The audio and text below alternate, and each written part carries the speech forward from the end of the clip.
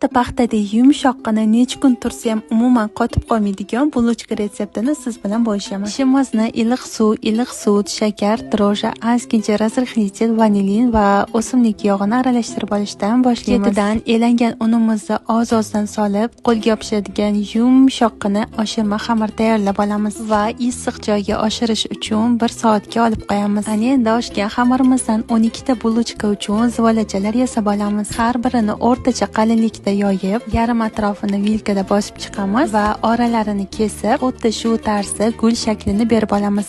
Orqasini o'girib nachinka solamiz. Xohlagan nachinkangizni solsangiz bo'ladi. Yaxshilab chimdib o'rab olamiz va shu holatda ustini o'rab yana 10 daqiqa oshirib olamiz. Ustlari yaltillab chiroyli chiqishi uchun tuxum sarig'ini surtib, oldindan 180 gradusda qizib turgan duxovkada 25 daqiqa davomida pishirib olamiz. Albatta tayyorlab ko'ringlar. Yoqimli ishtaha.